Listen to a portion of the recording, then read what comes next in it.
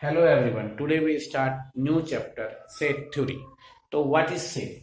Set is a collection of well-defined and distinct objects. Set is a collection of well-defined and distinct object. What is well-defined? See here, the collection of all good students in your class. The collection of all good students in your class is a well-defined. No, it is not well-defined because there is no certain criteria is given. Clear?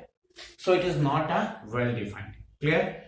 All tall student in your class, all tall student in your class is well defined. No, it is again not well defined because देखो यहाँ पे कोई boundaries नहीं दिया है. There is no certain boundaries given. Clear ना? क्या student which is taller than 5 feet is a tall student, या student which is taller than 6 feet is a tall student. Clear ना? तो यहाँ पे ये भी हमारा वेल डिफाइंड नहीं होगा. All favourite your favourite subject in class 10, your favourite subject in class 10 is well defined. No, again it is not well defined because क्यों? क्योंकि देखो इसमें जो है किसी बच्चे को मैथ्स पसंद होगा, साइंस है ना, कोई किसी बच्चे का फेवरेट सब्जेक्ट मैथ्स होगा, साइंस होगा, हिंदी होगा, इंग्लिश होगा and so on. So it is not again well defined. Clear है? अब यदि हम कहें वेल डिफाइंड क्या होगा, तो अभी हम आपको बोल दें कि a prime number which is less than 10, a prime number which is less than 10, prime number which is less than 10. First of all, what is prime number? A number which is divisible by 1 और itself. A number which is divisible by 1 or itself is called a prime number. So first prime number is what? 2, है ना. A prime number which is less than 10, 2, 3, 5, 7.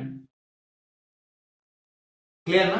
तो a prime number which is less than 10 क्या हो गया? 2, 3, 5, 7. समझ में आ गया बात? अच्छा, तो ये क्या है हमारा? वेल डिफाइंड है. समझ में आ गया बात? अब बात करते हैं सेट नोटेशन से.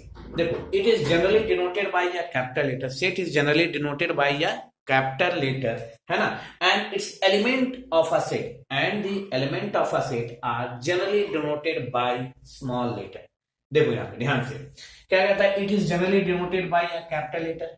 It is generally denoted. Set को हम जनरली कैपिटल लेटर से डिनोट करते हैं. Means what? जैसे ए हो गया, बी हो गया, सी, डी एंड सो ऑन, है ना. तो ये सेट को रिप्रेजेंट करने का तरीका हो गया. ठीक है. अब देखो, अब इसके एलिमेंट्स को हम क्या लिखते हैं? स्मॉल लेटर से लिखते हैं जनरली. और कैसे लिखते हैं? करली ब्रैकेट के अंदर, right with in the curly bracket. So A equal to what? A B C D E. B equal to 1 2 3 4 5, है ना, right with in the curly bracket. अब इसको कैसे लिखते हैं? देखो ध्यान से. A belongs to A. A belongs to A means what? A is the member of A. B belongs to A. B belongs to A. इसको ऐसे लिखेंगे हम लोग. क्लियर ना? ए बिलोंग्स टू ए ऐसा हो गया, बी बिलोंग्स टू ए ऐसे हो गया. ठीक है. This is what? B belongs to A. A belongs to A. अब कुछ इंपॉर्टेंट नोटिफिकेशन जिसका कि यूज हमको बहुत ही ज्यादा होना है. क्लियर ना? अब देखो, जैसे ये हो गया belongs to. Belongs to means what? ऐसे लिखेंगे इसको. ये बिलोंग्स टू का नोटेशन हो गया. डज नॉट बिलोंग्स टू, ये रहा does not belongs to.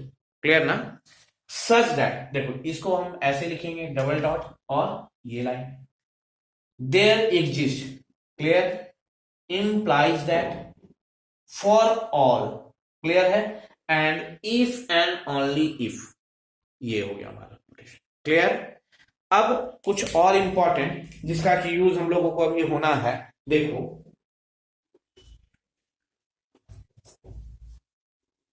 Natural number. Natural number को कैसे लिखेंगे हम लोग? देखो, natural number means what? Natural number means what?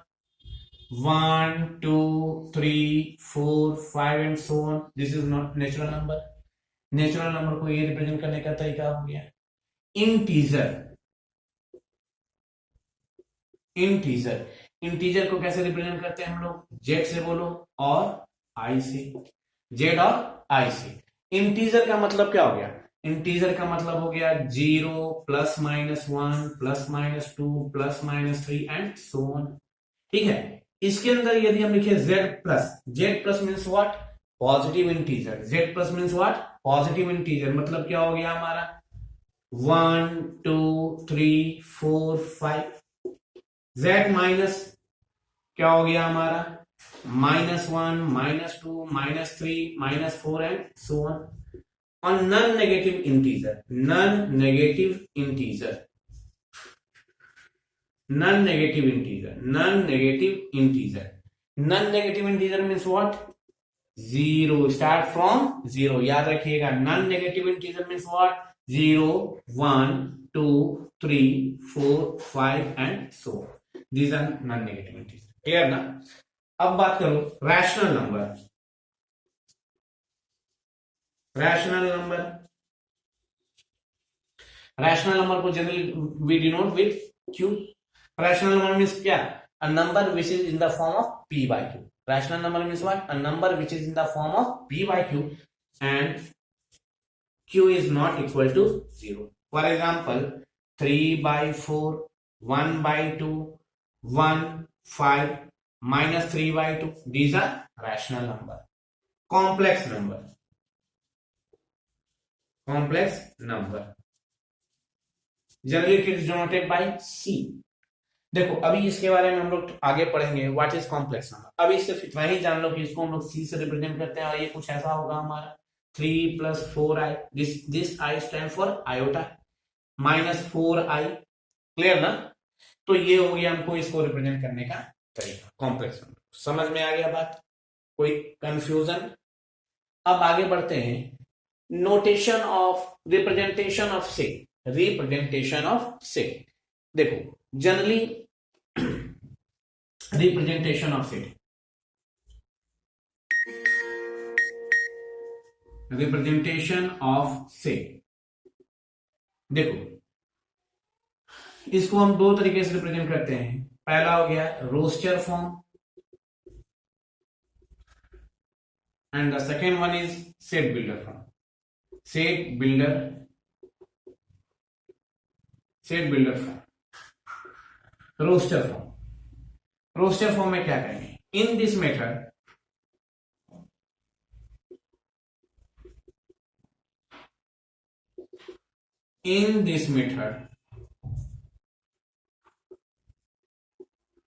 all the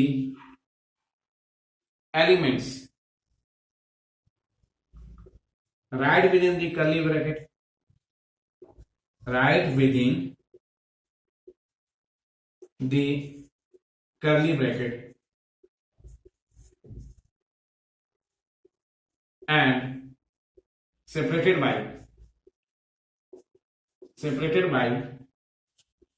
the commas. In this method, all the elements right within the curly bracket and separated by the comma. For example, vowel in English alphabet. Vowel in English alphabet. A, E, I, O, U. Clear ना? Vowels in English alphabet तो ये हो गया A, E, I, O, U. A natural number which is less than 10. A natural number which is less than 10 क्या हो गया ये हमारा?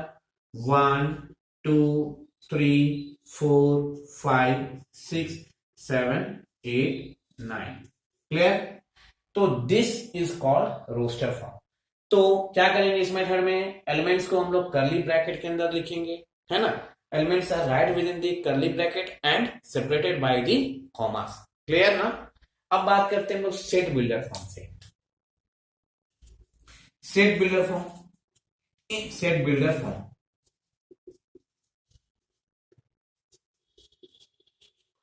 in this method elements are described by its property or properties। Clear ना? देखो इसमें क्या करते हैं हम लोग, एलिमेंट्स को उसके प्रॉपर्टी से शो करते हैं। जैसे ये लिखा हुआ है A equal to A E I O U, A E I O U। तो इसको हम लोग क्या लिखेंगे सेट बिल्डर फॉर्म में? A X such that X, ऐसे लिखो X such that X is a vowel in English alphabet। Clear ना? X says that X is a vowel in English alphabet. Clear? B equal to, given as something 1 2 3 4 5, ऐसे. तो क्या हो गया? B x such that x, ये लिखो, या x such that x, simple. Clear ना? तो x such that x is a natural number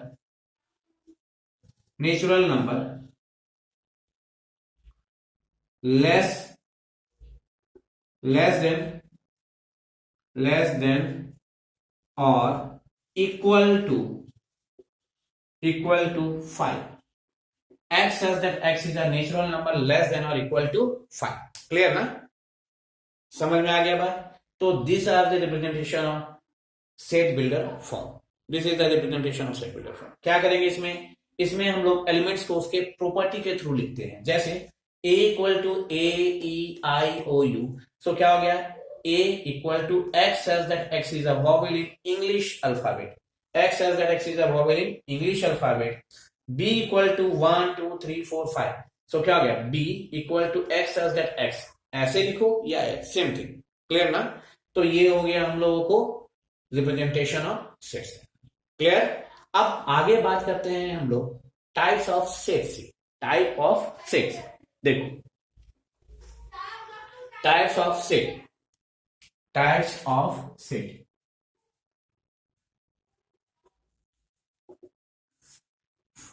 पहला finite set. A set which is countable is called a finite set. Clear ना? ऐसा set जिसको कि हम लोग काउंट कर सकते हैं is called finite set. For example number of student in your class is a finite set.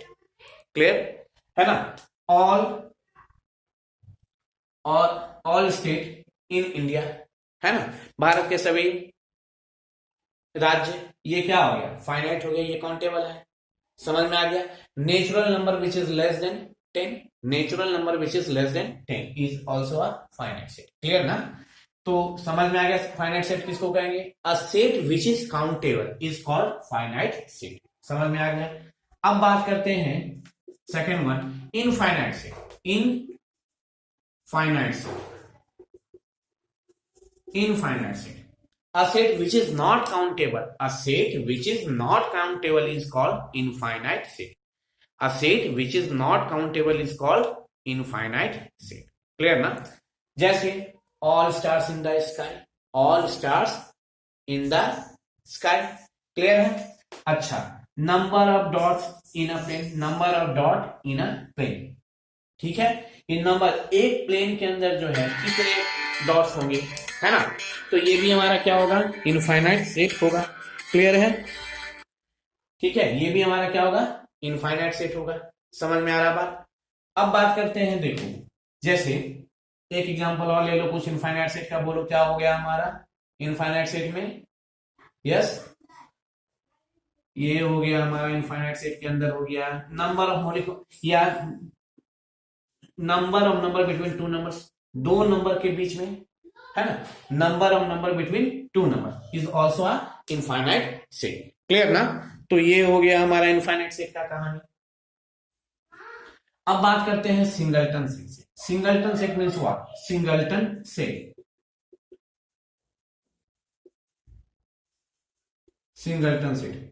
A set having only one element is called a singleton set. ऐसा सेट जिसके अंदर सिर्फ और सिर्फ एक एलिमेंट होगा is called singleton set. Clear ना? For example देखो, जैसे 3x plus 2 equal to 11. 3x plus 2 equal to 11. यदि इसको हम सॉल्व करते हैं, if we solve this we get 9 and x equal to क्या हो गया? 3. यानी कि जहां where x belonging to x is a natural number, है ना?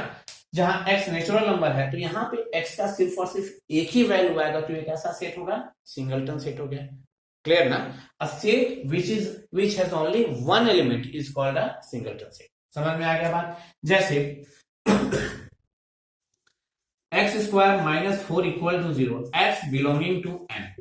एक्स यदि नेचुरल नंबर होगा तो ये क्या हो जाएगा हमारा x minus two into x plus two equal to 0। So x equal to plus two और minus two. But x belongs to n, x is a natural number, so क्या हो गया x equal to 2, x is not equal to minus 2। समझ में आ गया बात? तो this is the example of single, this is single term. Clear ना? अब बात करते हैं empty set, void set, null set. एक ही चीज है, एम्प्टी सेट, नल सेट और void set. Empty set, a set which has no element, is called a empty set। ऐसा सेट जिसके अंदर एक भी एलिमेंट नहीं होगा उसको क्या कहेंगे हम लोग? empty set कहेंगे। समझ में आ गया बात? जैसे देखो a इक्वल टू हो गया 2x plus 4 equal to 0, x belongs to n। तो क्योंकि x बिलोंग्स टू n दे रहा है तो यहां से x का वैल्यू क्या आ गया? -2, है ना? बट x किसको बिलोंग कर रहा है? नेचुरल नंबर को बिलोंग कर रहा है। x belongs to n, so it is a empty set. क्योंकि ये x जो है क्या है? x equal to -2 and -2 is not a natural number, so क्या हो गया हमारा? ये कैसा सेट होगा? एम्प्टी सेट होगा। क्लियर ना? 2x प्लस 4 इक्वल टू 0, तो x बिलोंगिंग टू n, है ना? सो x का वैल्यू क्या आ गया? -2, तो ये कैसा हो गया हमारा? Empty set. It is generally denoted bye 5, है ना? इसको कैसे लिखते हैं हम लोग? 5 से। ठीक है, it is the representation of empty set. ऐसे लिखो या ऐसे लिखो, कुछ भी नहीं लिखना है इसके अंदर, है ना? समझ में आ गया बात? ठीक है, तो ये हो गया हमारा क्या? Empty set. अब बात करते हैं हम लोग एम्प्टी सेट के बाद बात करते हैं इक्वल सेट से। इक्वल सेट से देखो, equal set means what? Two sets A and B are said to be equal. Two sets A and B are said to be equal if all the elements of set A and B are equal। Clear है? देखो यहां से, जैसे दो sets A and B को equal set कहेंगे कब? जब उनका जो एलिमेंट्स होगा वो क्या होगा? आपस में इक्वल होगा। जैसे A equal to 1 2 3 4, B equal to 1 1 2 2 3 3 3 4। अब मेरे को बताओ, A and B are equal? A and B are equal? Yes, they are equal। Why? देखो, एलिमेंट्स में डिफिनेशन ही कहता है कि क्या होना चाहिए? All the elements are distinct होना चाहिए, अलग अलग होना चाहिए। तो B इक्वल टू क्या हो जाएगा हमारा? 1 2 3 एंड 4। क्लियर ना? अब मेरे को बताओ, क्या A और B इक्वल है? Yes, they are equal.